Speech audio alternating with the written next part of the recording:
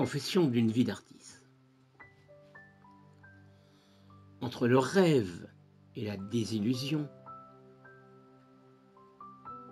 mes joies, mes souvenirs, mes peines, il me reste des souvenirs d'artistes qui voyagent dans ma tête.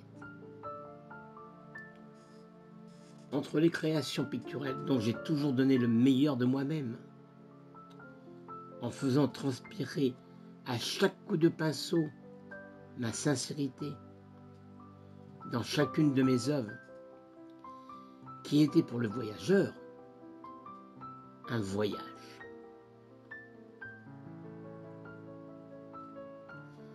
Voulant bien s'attarder sur chacune d'entre elles.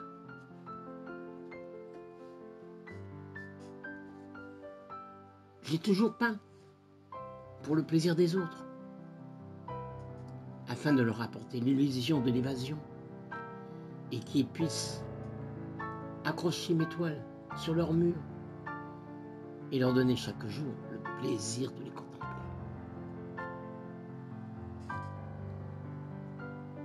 La vocation de peintre est un métier difficile. Souvent, les critiques, les personnes plus ou moins incultes à l'art, font des raisonnements palabres sur ma peinture, sans aucune connaissance de l'art. Que c'est triste face à l'ignorance humaine.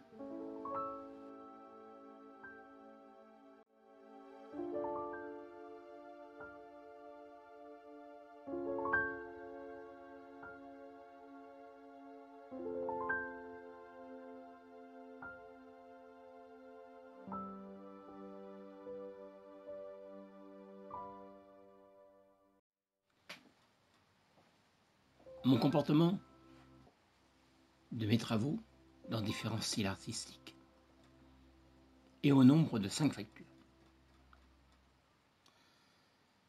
Dans mes jeunes années, en 1960, j'ai réalisé des toiles académiques.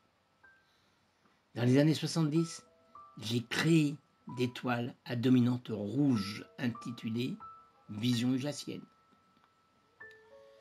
Dans les années 1980, pour me détacher entre la BD et la caricature, dont le grand maître incontesté de la BD était Dubout, j'ai réalisé mes premiers personnages intitulés des Mongols.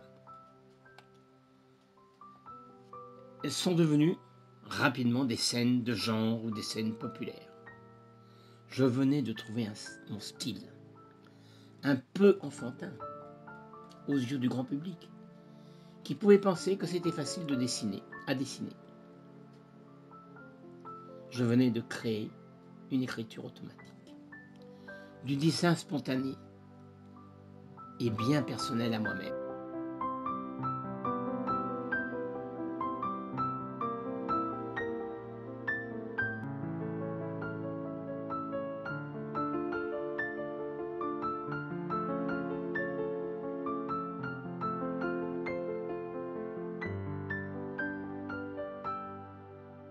En 1985, j'ai découvert le grand peintre américain Andy Warhol, une icône de la pop art. Dans les années 80, il y a eu un engouement pour les copies de grands maîtres. Quelques-uns de mes clients aisés me demanda de reproduire des toiles de grands maîtres.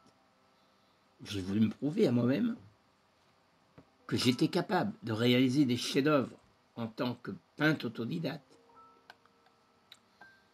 Je suis tombé dans le panneau. Et j'ai consacré plus de 10 ans à recopier les grands maîtres contemporains du fauvisme, de l'impressionnisme et du surréalisme. La fugue de ma jeunesse, c'était de toucher à toute technique, de nouvelles expériences dans les matières, également dans la fabrication et les couleurs, l'alchimie.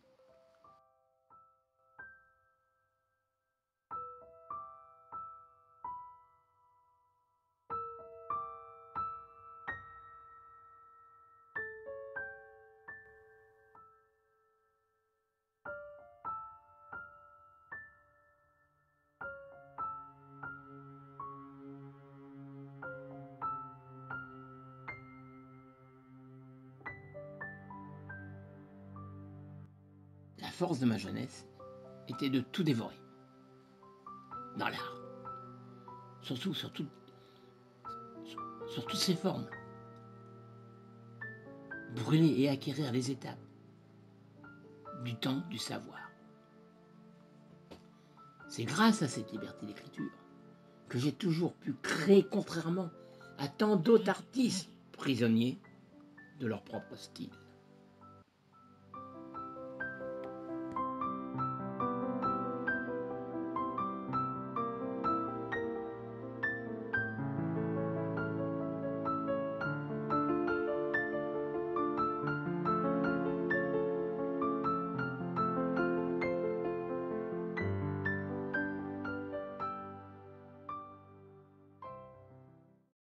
En 1992, à la suite d'un accident de la route, j'étais obligé de me reconvertir.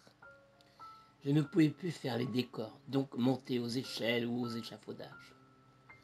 Mon fournisseur de matériel des Beaux-Arts me proposa de créer un lieu de rencontre pour toutes les personnes qui voulaient apprendre, se perfectionner dans la peinture.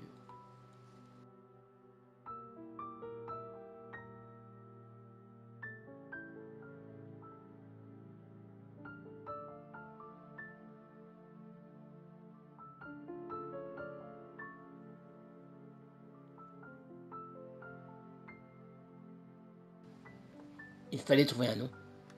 Et à cette époque, j'ai emprunté un nom mondialement célèbre par son histoire, les grands noms de la peinture de Montmartre, le bateau Lavoir. C'est ainsi qu'était né le bateau Lavoir à Toulouse.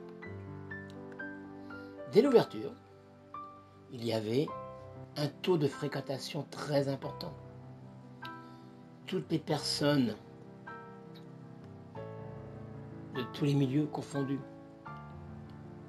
ils avaient tous un point commun, une raison de venir. C'était de peindre, vouloir peindre, savoir peindre.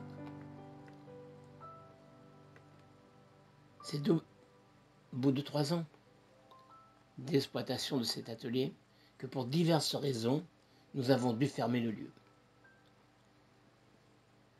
Plein de fougue, d'élan, j'ouvris 100 mètres plus loin un autre atelier. Seul, dans une zone industrielle. La grande majorité des adhérents étaient tous des actifs soif de peinture. Moyenne d'âge entre 15 ans et 60 ans.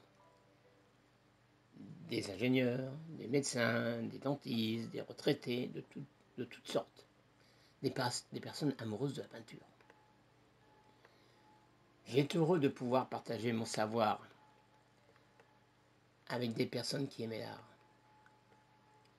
Nous réalisions dans les centres culturels de Toulouse des expositions, des vernissages, diverses manifestations pour travailler sur le vif du sujet. Et pendant 4 ans, mon atelier est devenu un haut lieu de la peinture toulousaine. Les artistes venaient me voir pour se perfectionner. Des techniques, la nouveauté. Je commençais à découvrir des jeunes talents toulousains.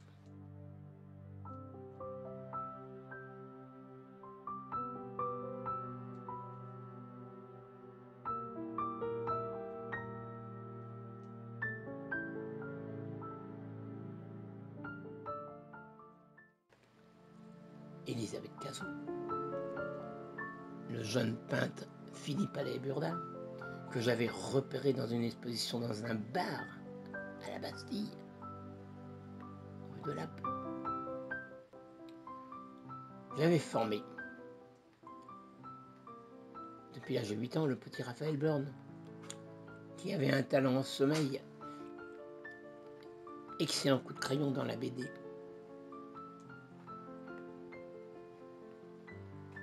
Les artistes toulousains fréquentaient également mon atelier, dont principalement mon ami Gérard Lapagesse. En tant que voisin, venait régulièrement se ressourcer, raconter des histoires souvent à des dames d'un certain âge, restaient B1 et buvaient ses paroles. Un jour, nous avons été obligés de partir. Et l'on me proposa d'installer mon atelier dans un centre commercial. Qu'en pense Caffarelli. Je remercie la direction de l'époque de m'avoir permis d'installer en plein cœur de la ville de Toulouse. 2 ans passèrent et boum, redéménagement.